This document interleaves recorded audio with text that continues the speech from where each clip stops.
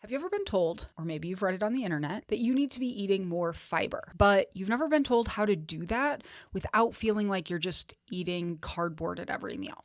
Today, I'm going to show you 4 products that I eat regularly to increase the amount of fiber in my diet without making it totally suck. Hi, I'm Kara. I'm a registered dietitian, and this channel is for people who don't have the time or the money to see a registered dietitian in person. A lot of times, I'm making videos breaking down the science or evidence-based recommendations to reduce your risk of developing prediabetes or insulin resistance, manage those conditions, and even reverse them. Now, today, I'm actually going to show you 4 foods that I eat that increase the amount of fiber that I get in my diet. Now, I have other videos that explain why fiber is very important for most everyone, but especially folks who are trying to reduce the risk of blood sugar related conditions. Now, for a little bit of context, when you think of a registered dietitian, you might think of someone who has grown up their whole life eating really healthy. And in some cases, you're not wrong, but in my case, that's not how it was for me growing up. I ate a lot of breakfast cereal, the sugary kind, which is where I got most of my vitamins and minerals from. I drank a lot of milk. I ate some fruit. I ate almost no vegetables. I like to tell people that I actually did not eat a green vegetable until I was about 25 years old, which I guess isn't entirely true, but is like pretty much true. And I, maybe very similarly to you, had a family history of type 2 diabetes and cardiovascular disease when I was in my mid-20s. After being a lifelong athlete with a pretty terrible diet, I decided that I wanted to learn more about nutrition and especially about how to reduce my personal risk of developing type 2 diabetes. So I went back to graduate school, I became a registered dietitian, and one of the major things that I learned is most Americans are not getting anywhere near enough fiber in their diet. So the recommended amount of fiber is 25 to 35 grams per day. And most Americans are only getting like maybe 8 to 12 grams of fiber.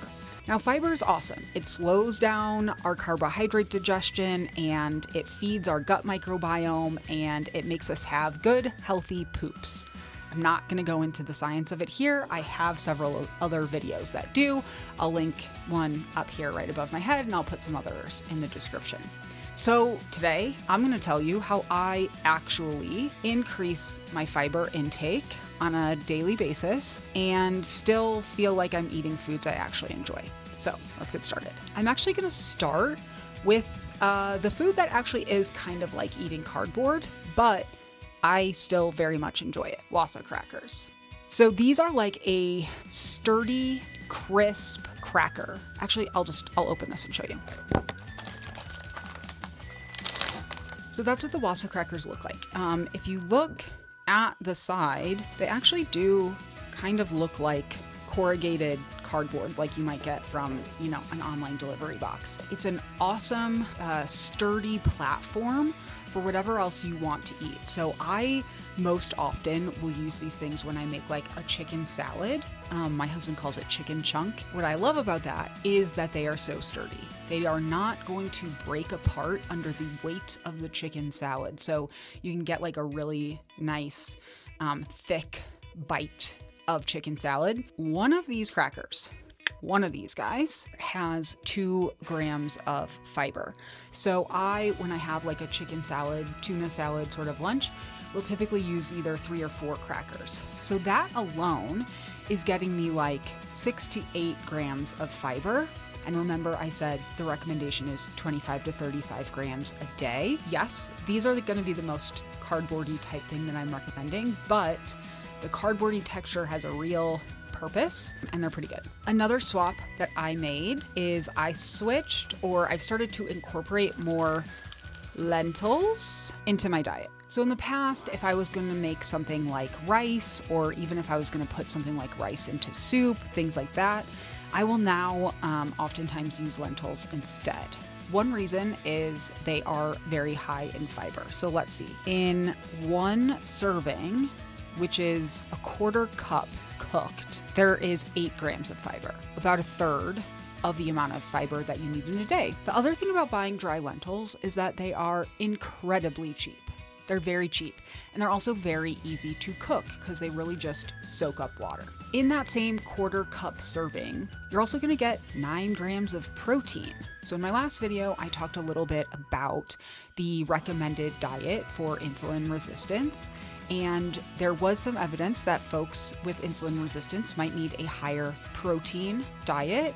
Well, here's a way that you can add protein. Well, lentils are absolutely going to be higher in protein than, say, rice. So if you are swapping from white rice to lentils, you're going to increase the amount of fiber that you're getting, and you're going to increase the amount of protein that you're getting. But unlike increasing your protein from more meat or even more dairy, adding more lentils is going to be a lot less expensive. So I got that bag of lentils this weekend at the regular grocery store for, I think, $1.79. So this is definitely the cheapest way to get them, but they also sell lentils in the little pouches that you can just microwave, which are also super easy. I oftentimes will make lentil soup from dried lentils.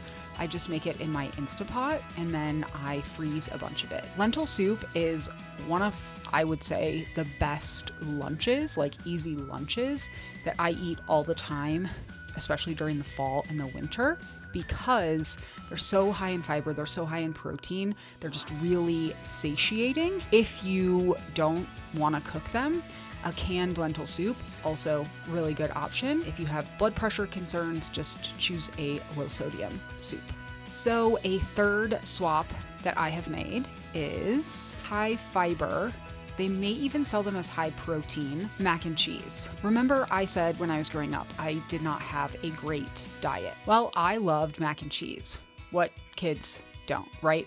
Good old blue box of mac and cheese, maybe even one of the shells and cheese meal.